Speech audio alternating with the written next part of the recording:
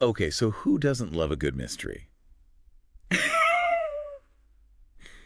Yeah, Yeah, I mean, who doesn't? especially one that involves predictions about the future. Absolutely. I mean, Well, hold on to your hats, folks, because oh, today we're taking a deep dive into some seriously intriguing predictions wow. that come straight from the Bible. Interesting. We're going to be exploring what the Bible says about the Right. so-called last days Yeah. and looking at passages from Matthew, Mark, and Luke, and a little bit from 2 Timothy. Now, I know this is a topic that can spark a lot of debate Oh, yeah. and different interpretations, Oh, absolutely. but our goal today is to just stick to what the verses actually say. Mm-hmm. We're not going to take sides or get into any specific theological viewpoints. It's Sure. kind of like we're reading these ancient texts Oh, with fresh eyes and trying to understand uh, what they might mean in the context of, yeah, today's world. What do you think? I think that's a great approach. I mean, it's important to approach these things with an open mind. definitely. Yeah. So let's start with Matthew 24.78. Okay. It says, "Nation will rise against nation and kingdom against kingdom." Hmm. When you read that, like, doesn't it just kind of like give you chills? Well, it does. But it's interesting because conflict has always been part of human history, right? Sure. But what strikes me is the scale and the interconnectedness of it all today. I mean, look, we're living in a globalized world where events on one side of the planet can ripple out and affect everyone. That's so too. And then we have Mark 13.7, which tells us not to be too alarmed when we hear about wars. Right. It's basically saying, like, hey, don't freak out. Yeah. Wars don't necessarily signal like the immediate end. Yeah, and that's a really important point. I mean, this verse kind of encourages us to keep things in perspective. I Yeah. mean, wars have unfortunately been a recurring theme throughout history, Oh, always. Yeah. It's not about panicking every time a conflict comes up, but it's about understanding the broader patterns and keeping a level head. Yeah, totally. So it's more about like discernment than immediate alarm. Exactly. Gotcha. Okay.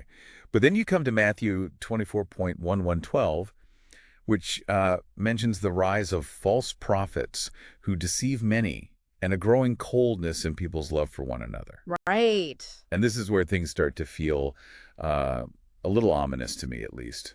What do you think? I can see why you'd say that, but I think it's crucial to, look beyond just religious figures here.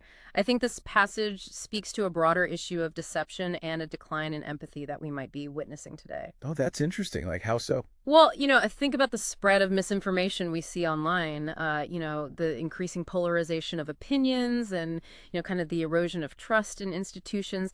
These trends could be seen as reflecting this decline in empathy and the rise of deception. Yeah, that's a great point. It's like we're losing our ability to connect with each other on a human level. Exactly. It's almost as if everyone's just looking out for themselves, right? Yeah. Yeah, and that kind of ties into our next passage, actually. Oh. Luke 21.11. Oh, right. It brings in, the natural disasters, earthquakes, famines, and diseases. Yeah. It's a sobering thought, but it's important to remember that these events have been part of human experience throughout history.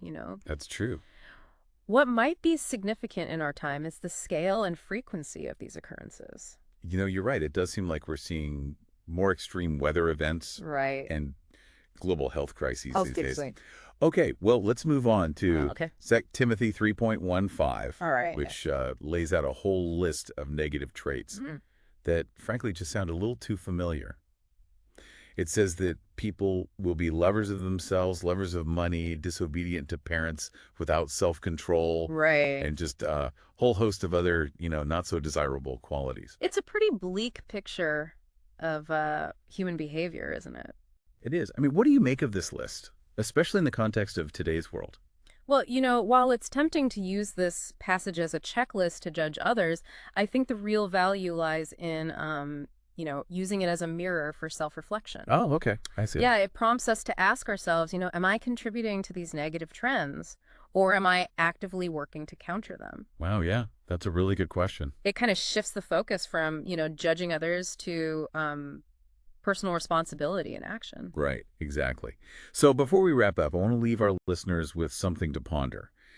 All these prophecies we've discussed, regardless of how you interpret them, they offer a chance to really think about the world around us. Yeah, and I think, it's a call to action. Definitely.